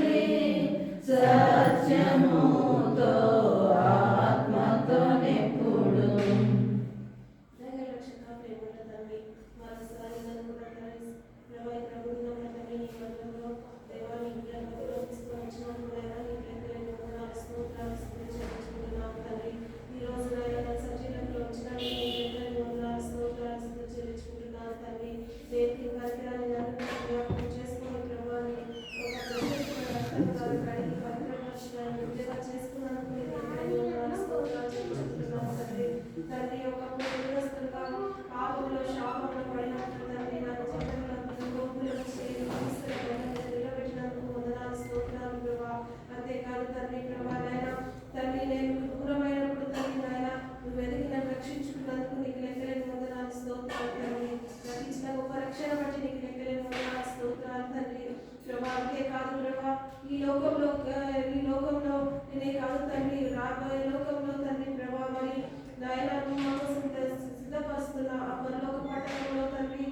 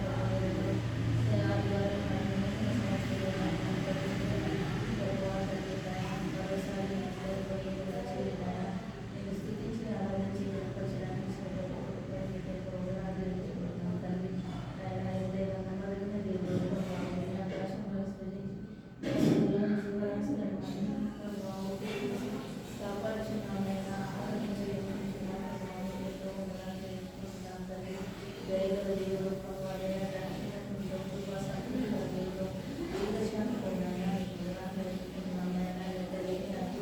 ఆశ్చర్యకారుడు దేవుడు ప్రభావ తల్లి ఎదురాకుంటున్నాం తండ్రి ప్రభావ ఆయన తండ్రి ప్రభావ ప్రార్థన చేస్తున్నాను ఆయన ఏ యోగ్యత ఏ మంచిదైన తల్లి రక్షించిన ప్రభావ తండ్రి నాయన దుర్గంధంతో ప్రభావ తల్లి నాయన మీ మలిన వస్త్రములతో ప్రభావ తండ్రి మొదటి మమ్మల్ని నాయన స్త్రీ వస్త్రం ధరించేసావు తండ్రి నాయన ప్రభావ తప్పిన కుమారుల వలె ప్రభావ తండ్రి నాయన ధరించి నాయన తండ్రి నాయన నా యొక్క వస్త్రాలు మార్చిన ప్రభావ మీకు వందనాలు తెలియజేస్తున్నాం నీ బిడ్డగాను నీ సొత్తుగాను చేసుకున్నాం ప్రభావ మీకు వందనాలు తెలియజేసుకుంటున్నాం తండ్రి నా కొరకే ప్రేరణగా మీ ప్రాణం పెట్టావు ప్రభావ తండ్రి నాయన రక్తముందు కలిసిన ప్రభావ మీకు వందనాలు నాయన ప్రతి విధమైన తండ్రి పాప శాపాలను నాయన తండ్రి విమోచించిన తండ్రి ఈ పర్వతం చేసుకున్నాం ప్రభావ నాయన కొరకు వందనాలు ప్రభావ తండ్రి నా పరలోకంలో ప్రభావ మా కొరకే సిద్ధపరిచిన వాడిని నాయన తండ్రి ప్రభావ తెలియపరిచిన నాయన తండ్రి నీకే ప్రభావ నాయన నీ మనుషులను దర్శించినప్పుడు అవును తండ్రి తండ్రి నాకు ఎంతగానో ప్రేమించిన ప్రభావ మా కొరకే సిద్ధపరిచిన నా పరలోకానికి ప్రభావ మేము కూడా నాయన కొరకు చూస్తానికి ప్రభావ మంచి శుభకరమైన నిరీక్షణ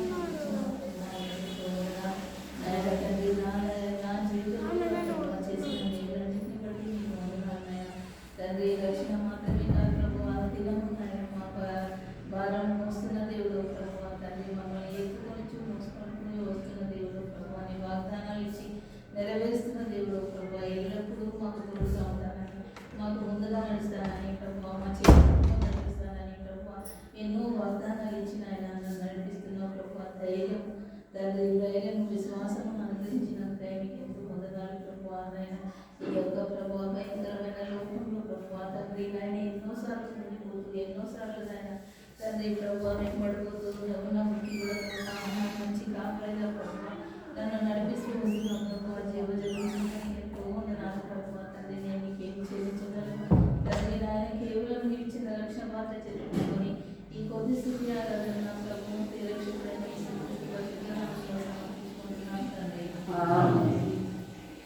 Living, loving, gracious, Heavenly Father, I come in this precious name, Lord, to praise you, to worship you, to exalt you, to adore thy name. Thank you, Lord, for your grace and mercy that you have kept me alive on this day, O Lord, until this day, Lord. For living at December, this day, Lord, that kept me, O Lord, alive, O Lord. And Lord, thank you, Lord, for way that you have done me all through the last year, Lord, Lord, thank you, Lord, for your grace and mercy, Lord, and the verse, O Lord, that thou will witness new things unto me, Lord. Lord, thank you, Lord, for your grace and mercy. Lord, thank you, Lord, for I was in the darkness, O Lord, like the Egyptians, Lord, and Lord, walk me on the right path, walk in the right footsteps, Lord. Lord, thank you, Lord, for the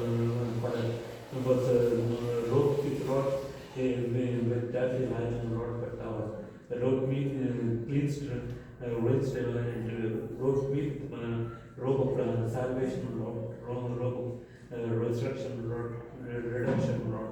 Lord, thank you, Lord, for your grace and mercy, Lord. Lord, that has been my comfort, Lord, and also my mediation, Lord. Lord, thank you, Lord, for being my intercessor, Lord. So, Lord, thank you, Lord, for all my sins and abominations, Lord, iniquities, Lord, on the cross of Calvary, Lord. What can I do, Lord, except a small portion of the precious name of my Lord and Savior, Jesus Christ.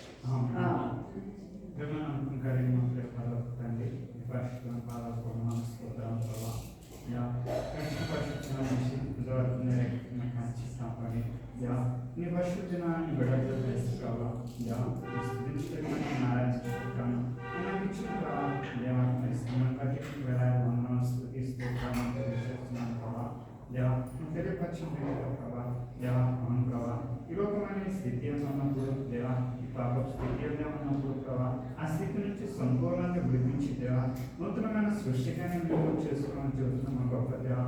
వందనాలు ప్రభా. ఈ పాప అంధకార స్థితి నుంచి విడిపించి దేవా అవును ప్రభా నీ బిడ్డగా నీ వెలుగులో ప్రభా నడిపించిన గొప్ప తండ్రిగా నాకు ఉన్నందుకు వందనాలు ప్రభా.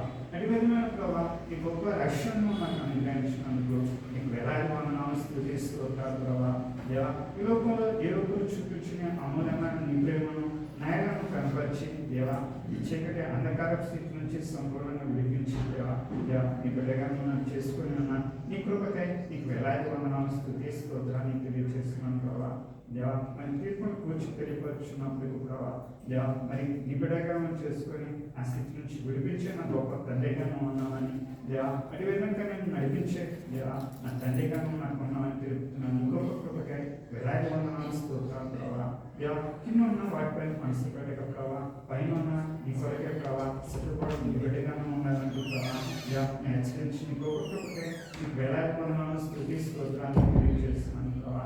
దేవా ప్రశస్తమైన నెమ్మదమైన ప్రభా వస్త్రమైన ధరింపు చేసి దేవా నీ బిడ్డగా సంపూర్ణంగా చేసుకోవడానికి ఒక్కొక్కటే వేలాది వందనాలు స్తుతి స్తోత్రాన్ని తెలియజేస్తున్నాను ప్రభా.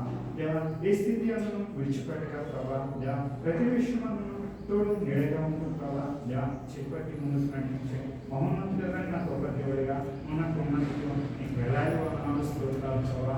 అంతేకాకుండా ప్రభా దేవా సంపూర్ణంగా దేవా దేవ నూతనము దేవ సమస్తమును దేవా ప్రభా నూతనమైనగా చేర్చుమని చదువుతున్న గొప్ప దేవా వందనాలు ప్రభా. అదేవిధంగా నాయన కూడా చదివించిన గొప్ప తండ్రిగా నాకు వేలాది వందనాలు స్తుతి స్తోత్రాన్ని తెలియజేస్తున్నాను ప్రభా. ఈ లోక సంబంధమైన ప్రతి విధమైన పాప శాప అంధకార సంబంధమైన క్రియలన్నిటి నుంచి కూడా విడిపించి దేవా నూతన సృష్టికరణ చేసుకుని చదువుతున్న గొప్ప దేవా వందనాలు స్తోత్రాలు ప్రభా.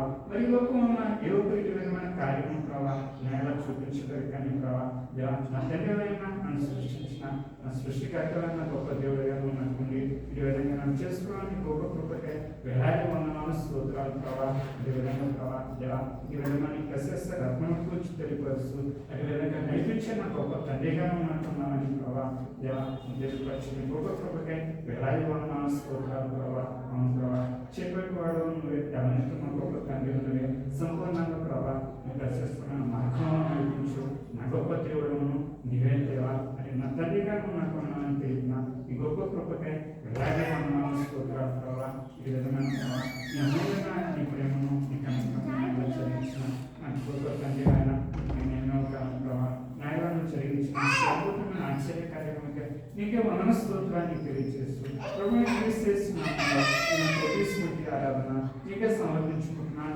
తండ్రి ఆమేన్. తండ్రి యేసుక్రీస్తు రక్షక నామంలో ప్రభు దినము నిలబడి ప్రజలతో నేను ఆరాధించి స్థితిస్తూ నాకు నిర్వహించిన గుణాలు తండ్రి ఆ సూర్యకాంత ప్రాయ వెలుగు గురించి మాట్లాడుతుంది ప్రభా. ఒకప్పుడు నేను పూర్వము చీకటై ఉండి క్రీస్తును వెలుగుగా చేసుకున్నావు అందుని బట్టి వందనాలు. యేసుక్రీస్తు ప్రభు ద్వారా నాలో మీరు వెలుగైన దేవుడుగా మీరు ప్రత్యక్షపరుచుకున్నారు అందుని బట్టి స్థుతిస్తూ వస్తున్నాను. ఆ వెలుగు యొక్క సంబంధిగా నేను ఏర్పాటు చేస్తున్నాను.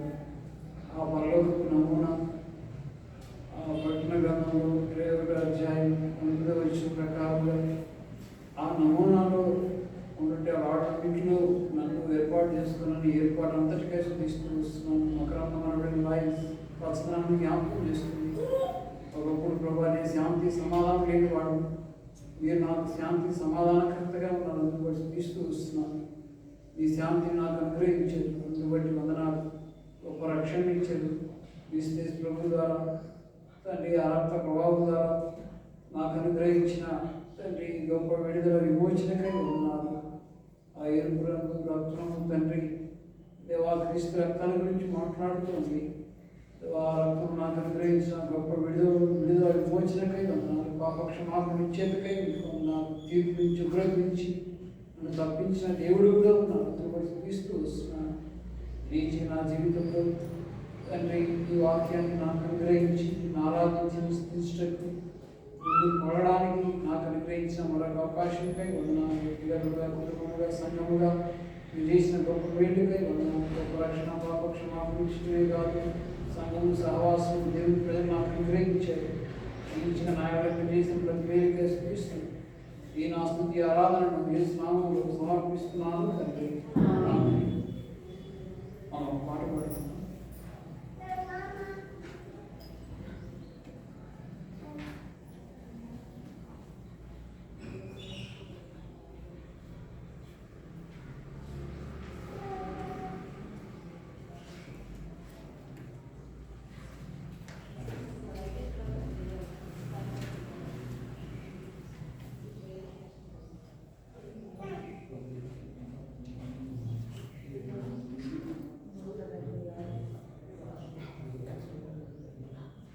సంఖ్య 176.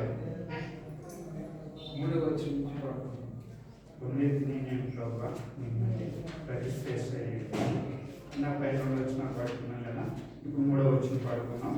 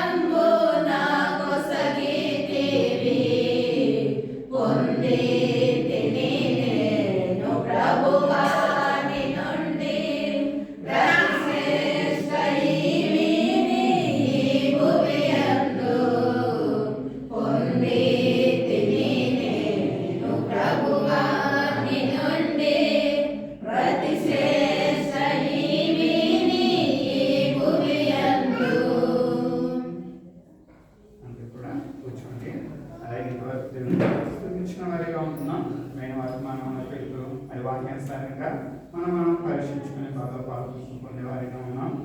అది మనకు పాటు ప్రాణాన్ని ఇస్తుంది. మొదటి సమయం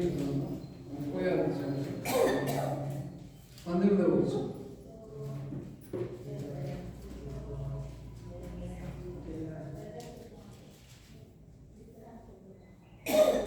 కుమారులేమి కుమార్తెలేమి దోపుడు సొమ్మేమి వారు ఎత్తుకొని పోయిన దానంతటిలో కొద్దేమి గొప్పేమి ఏదియూ తక్కువ కాకుండా దావీదు సమస్తమును రక్షించాడు. ప్రార్థన చేసుకున్నాం. కృపగల పరలోకపు తండ్రి, యేసు నామములో తండ్రిని సమీపిస్తూ వస్తున్నాం. సంఖ్యాకాండము 7:90 ప్రకారంగా రోగుల మధ్య నుండి మోషే యెహోవా స్వరము వినును అని చెప్పి రాబడింది. ప్రభావి స్వరాన్ని మాకు వినిపించమని ప్రార్థన చేస్తూ వస్తున్నాం. కాండము 32:2 ప్రకారంగా పైనుంచి నీ ఉపదేశం నా మీద కుమ్మరించవలసిందిగా వేడుకుంటూ వస్తున్నాం. నిలిచిగా మీరే మాకు ఉపదేశం చేసి మీ ఉపదేశానికి మేము వినయనమై లోబడుటకు మమ్మల్ని సిద్ధపరచమని, మీ వాక్యం ద్వారా మాతో మాట్లాడమని, యోగ్యమైన విధానంలో ప్రభువుల పాపం మొదటకు మమ్మల్ని సిద్ధపరచమని కోరుచు, ఈ వాక్యముతో నన్ను కూడా నింపమని కోరుచు, ఈ వాక్యం వైపు మరుచు కేంద్రీకరించినట్టు చెదిరిపోయే తలంపుని తప్పించమని అడుగుచు యేసు క్రీస్తు రక్షకుని నామములో ప్రార్థన చేస్తున్నాము. ఆమేన్. కాబట్టి ఇక్కడ దావీదు సమస్తము రక్షించుకను అని చెప్పి మాట మనం చూస్తున్నాం. కాబట్టి బైబిల్ గ్రంథంలో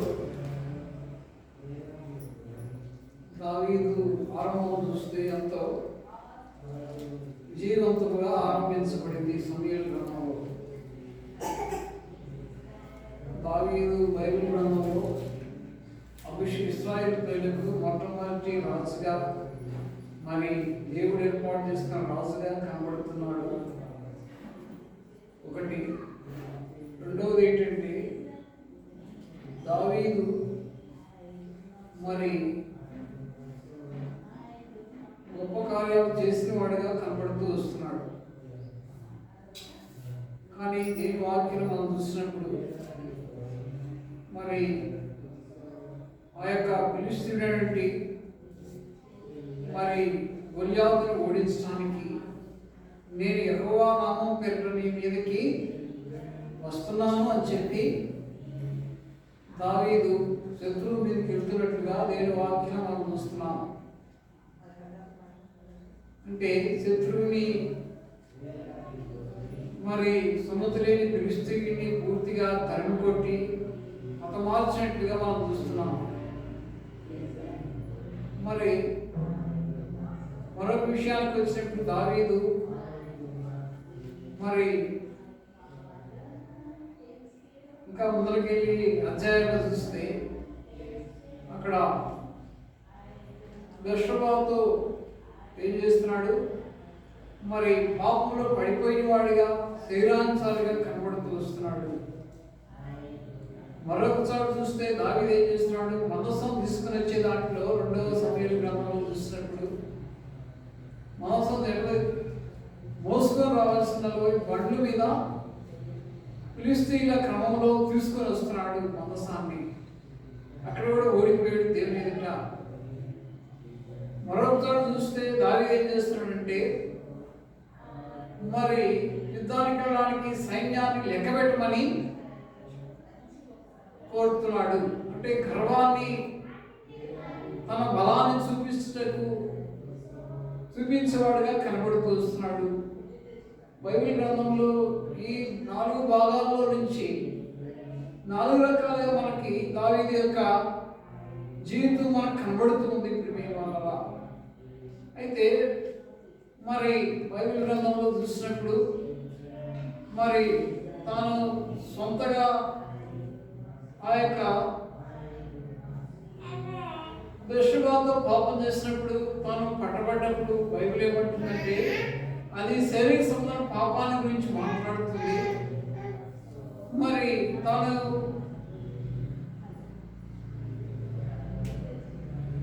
ఆ ప్రజలను లెక్కబెట్టిన యుద్ధానికి వెళ్ళడానికి లెక్కబెట్టుకున్నప్పుడు ఆ విషయము తను గర్వంతో కూడిన గర్వ స్వభావం గురించి దేని మాట్లాడుతుందంటే ఘోరమైన పాపంగా కనబడుతుంది. అది ఘోరమైన పాపంగా కనబడుతుంది. అంటే బైబిల్లో శరీరంతో చేసే పాపం అనేది ఉంది, ఆత్మతో చేసే పాపాలు కూడా ఉన్నాయి అని బైబిల్ గ్రంథం సమూయేలు గ్రంథం మనకి ప్రత్యక్షపరచబడుతుంది. అంటే మరి శరీరంతో తాను ఓడిపోయాడు దావీదు, శరీరంతో చేసిన పాపం బట్టి కూడా. మరి ఆత్మతో చేసే పాపం బట్టి కూడా దేవుని ఎదుట ఓడిపోయిన వాడుగా ఉంటూ వస్తున్నాడు. మరి మన జీవితంలో మనం కూడా మరి శరీర సంబంధ విషయాలు కూడా మనం ఓడిపోయిన వారు అనుకుంటున్నాం, ఆత్మీయ విషయాలు కూడా మనం ఓడిపోయిన వారు అనుకుంటున్నాం. ఎట్లా ఓడిపోతున్నాం అంటే మరి ఆయన మరి లెక్క పెట్టినప్పుడు అనేక మంది వారు చనిపోయారు యుద్ధంలో. వారందరూ ఎంతో నష్టం వచ్చింది. అంటే మనం ఆయా సందర్భాలు అనుకుంటాము మనం చేసేది మనకు వచ్చిన ఆలోచన కరెక్ట్ అని మనం అనుకుంటాం. తద్వారా మనం నష్టాన్ని పొందుతాం, గొప్ప నష్టాన్ని పొందుతాం, సమాజంలో నష్టాన్ని పొందుతాం. ఆకాను పాపం చేసాడు, తద్వారా ఇశ్రాయేలు ప్రజలందరూ కూడా హాయి పట్టణం మీద ఓడిపోయారు. అంటే ఆకాను పాపం చేసింది సమాజం అంతటికి కూడా వర్తించింది. అంటే ఈ ప్రభు వల్ల మనతో మాట్లాడుతుంది. మనం ఓడిపోయిన జీవితం అనేది దేని గురించి మాట్లాడుతూ వస్తుందంటే, మన సొంతగా ఓడిపోయిన జీవితము దేవుని ప్రజలకు, సమాజానికి కూడా వర్తించేది కనబడుతుంది. కాబట్టి శత్రువుని ఓడించలేని బలహీనమైనదిగా కనబడుతుంది దేవుని ఎదుట. కాబట్టి మన జీవితంలో అందుకని మరి దావీదు గురించి చూసినప్పుడు దావీదు సమస్తమును రక్షించుకునే మాట మనం చూస్తున్నాం. కాబట్టి మరి దావీదు బైబిల్ గ్రంథంలో చూస్తే సమూయేలు గ్రంథంలో మొట్టమొదటిగా రాజుగా అభిషేకించబడతాడు. సమూయేలుతో రాజుగా ఉండడానికి అభిషేకించబడుతూ వస్తాడు. అభిషేకించబడిన తర్వాత మరి దేవుడు చెప్తాడు, నీవు కంపల్సరిగా రాజువే, నువ్వు రాజు అవుతావు అని చెప్పి దేవుడు చెప్తాడు. కానీ తన జీవితంలో దావీదు ఏం చేస్తాడు, మరి సౌలు తరుగుతున్నాడు కదా, నేను సౌలు తరుగుతా ఉంటే సౌలు రాజుగా బ్రతుకున్నంతగా నేను రాజుగా ఉండను అని చెప్పి తనకి అదొక సందేహంగా ఉంటుంది. తన జీవితంలో అదొక సందేహంగా ఉంటుంది. ముందు అయితే విశ్వాసంతో ఫిలిష్తీయులను జయించాడు, గొల్యాతును దేవుడి పేరు గొప్ప విజయాన్ని సమకూర్చాడు. తర్వాత దినాలు గడుస్తున్న కొద్ది ఏమైపోతుందంటే తన జీవితంలో సందేహం వస్తుంది.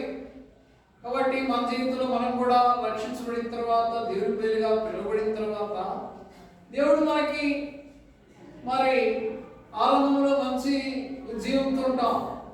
అందుకని ప్రకటన గ్రంథం 1వ అధ్యాయంలో ఆఖరి భాగానికి వచ్చినప్పుడు అక్కడ రాయబడుతుంది, నువ్వు ఆది ప్రేమను విడిచిపెట్టి ఎఫెసీ సంఘంతో దేవుడు మాట్లాడుతూ వస్తున్నాడు. అంటే ఆరంభంలో నువ్వు విడిచిపెట్టావంటుంది దేవుని వాక్యం. ప్రియుల వాళ్ళలో అంటే ఆరంభంలో ఏమున్నావు? ఆరంభంలో మంచి విశ్వాసంలో ఉన్నా, విశ్వాసంతో ఉన్నాం దేవుడి మీద. దేవుడు ఎంతో నమ్మిక ఉంది. దావీదు కూడా ఆరంభంలో ఎంతో నమ్మిక ఉంది ఆరంభంలో. కానీ ధ్యానం గడుస్తున్న కొద్ది మరి అక్కడ అబిగయీలు కూడా చెప్పింది, నువ్వు నిజంగా రాజు అవుతావు అని చెప్పింది. తర్వాత సౌలు చెప్తున్నాడు, నువ్వు నిజంగా రాజు లేదు అని చెప్తున్నాడు. సౌలు బ్రతికుండానే సౌలు ఆయన తరుగుతున్నాడు దావీదుని. దావీదు గృహంలో మరి ఉంటూ తన వారితో ఉంటూ ఎంతో శత్రువు సౌలుతో తరంబడుచున్నాడు. తరంబడుతున్న దినాల్లో దావీదుకి ఏమైంది? అపనమ్మిక అనేది వస్తుంది. అపనమ్మిక అనేది వస్తుంది. మనం కూడా రక్షించబడిన తర్వాత ఈ నూతన సంవత్సరం వాగ్దానం తీసుకున్నాం, మంచిది. వాగ్దానం మనం అనుకుంటాం, గట్టి సంవత్సరం దేవుడు నాకు వాగ్దానం ఇచ్చాడు, నెరవేర్చలేదు కదా అని నిరాశపడతాను. కానీ నువ్వు నిరాశపడవాక. ఎందుకంటే మన జీవితంలో మన చుట్టూ పరిస్థితులతో విషమించిపోతాయి. ఎట్లా విషమించిపోతాయి అని అనుకోవచ్చు. ఇంటికి వెళ్ళిన తర్వాత అపోస్తలుల కార్యాలు 27వ అధ్యాయం చదువు. 24వ వచనంలో అపోస్తలుడు పౌలు అంటాడు, నువ్వు కైసరి ఎదుట నిలవబడాలని దేవుడు అంటాడు. ఓడలో ఉన్న వాళ్ళందరూ కూడా ఏమైంది? ఓడ పగిలిపోద్ది, సామాన్లన్నీ తుఫాను ద్వారా ఓడ పుట్టబడుతూ ఉంటుంది. నిరీక్షణ లేని పరిస్థితులు తన చుట్టూ ఉండి అపోస్తలుడు పౌలు చుట్టూ కూడా అపోస్తలుడు పౌలు ఏం చేస్తాడు? నేను నా ప్రభు ఇచ్చిన వాగ్దానమును నేను గట్టిగా చేపట్టి విశ్వాసంతో నిరీక్షణ కలిగిన వాడు అపోస్తలుడు పౌలు. అపోస్తలుల 27వ అధ్యాయం. అంటే ఎందుకు ఉంటున్నాడు అట్లా? నీవు నేను ఆలోచించుకోవాలి ప్రియుల వల్ల. మరి అంటాడు, కైసరి ఎదుట నిలవబడాలి, కైసరి ఎదుట నా గురించి సాక్ష్యం ఇవ్వాలంటాడు దేవుడు. అయితే ప్రియుల వల్ల దేవుడు ఇచ్చిన వాగ్దానాన్ని ఎత్తిపడితే ఆయన ఏం చేస్తాడంటే ఆ వాగ్దానం ద్వారా స్థిరంగా ఉంటాడు దేవుని ఎదుట. కాబట్టి తన చుట్టూ ఉన్న ప్రజలు ఏం చేస్తారు? వారి సామాన్లన్నీ సముద్రంలో చేస్తారు. మేము బ్రతకమని చెప్పి వారికి నమ్మిక లేదు ప్రియుల వల్ల. అంటే లోకంలో కూడా మన చుట్టూ ఉన్న ప్రజలు కూడా అపనమ్మకమైన పరిస్థితులు మనకు ఏర్పడతాయి. మన చుట్టూ సంవత్సరం అంతట్లో దేవుడు వాగ్దానం ఇచ్చిన తర్వాత అపనమ్మకంతో కూడిన వాతావరణం మన చుట్టూ అలుముకొని ఉంటుంది. కానీ నేను కూడా మరి ఫిలిప్పీ పత్రిక 4వ అధ్యాయము మరి రాయబడినట్టుగా క్రీస్తు యేసు సమాధానము మీ హృదయం తలంపులకు కావలి ఉన్నట్లుగా. కాబట్టి దేవుడు మనకి ఆ సమాధానంతో ఆ ఫిలిప్పీ మరి ఆ యొక్క అపోస్తలుడు పౌలు ఉన్నాడు తన హృదయంలో. అలాంటి సమాధానం ఉంది, అలాంటి నిరీక్షణ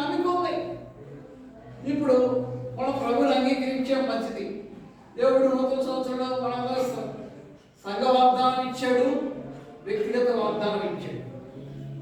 2 వాగ్దానాలు మనం కలిగి ఉన్నాం. కాబట్టి 2 వాగ్దానాలు మన జీవితంలో అనుకుంటాం. ఏమని?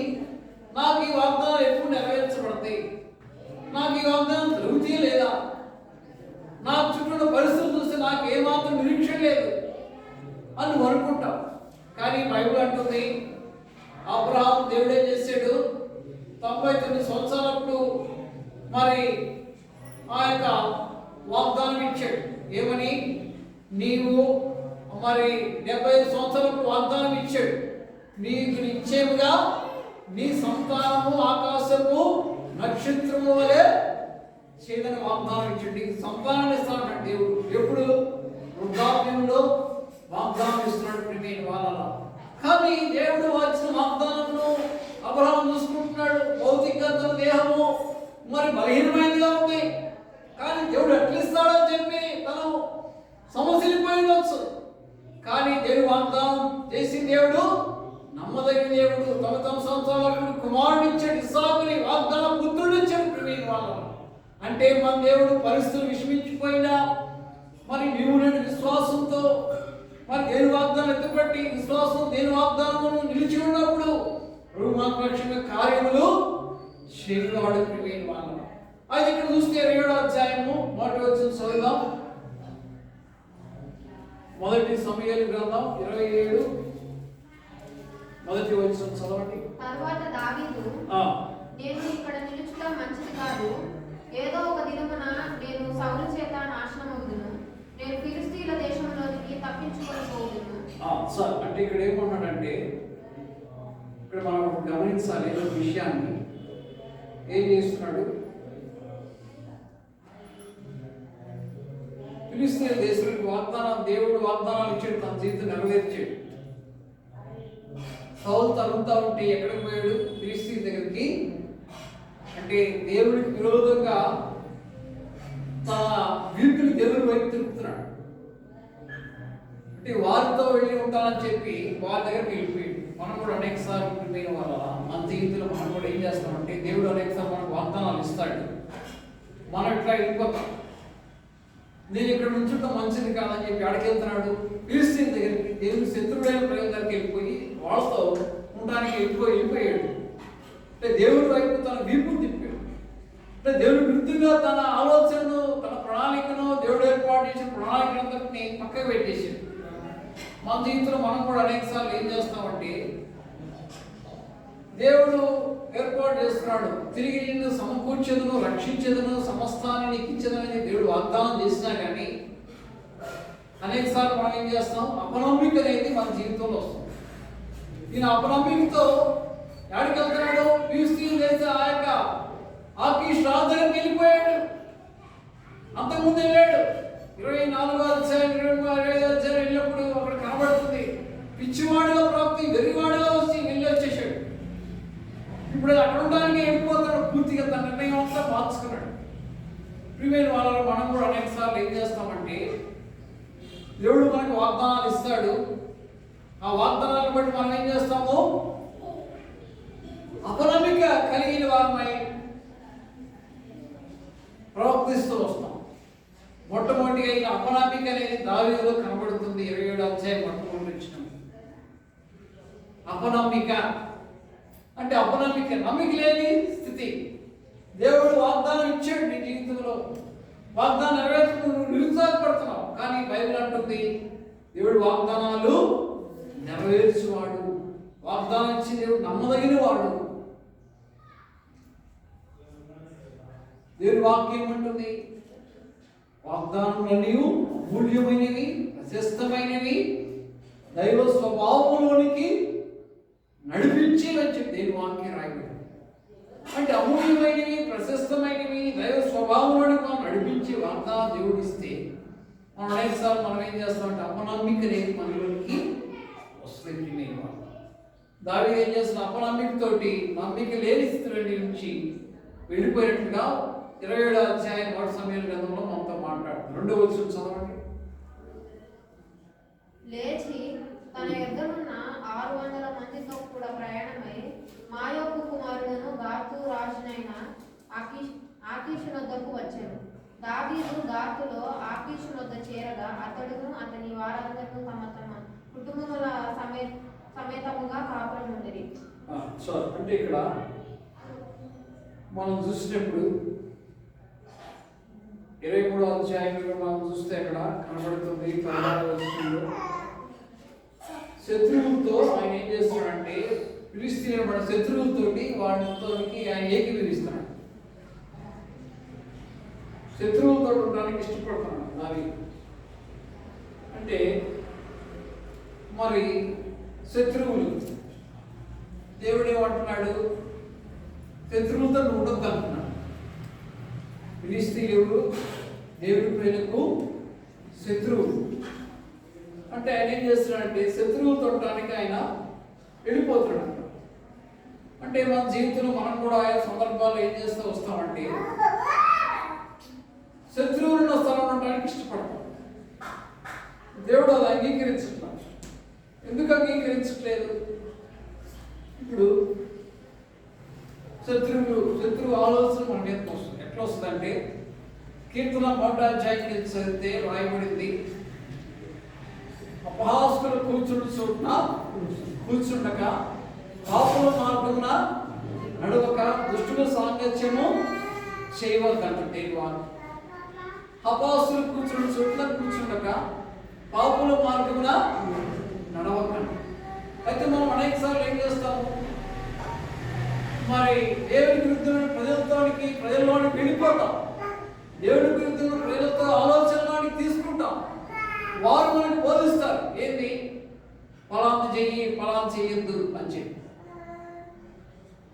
కాబట్టి ఇక్కడ మనం చూస్తే ఆయన ఏం చేస్తున్నాడంటే ఫిలిష్తీయులతో ఉండడానికి వాళ్ళ దగ్గర స్థావరం ఏర్పాటు చేస్తున్నాడు. వాళ్ళతో ఒడంబడిక చేసుకుంటూ వచ్చాడు.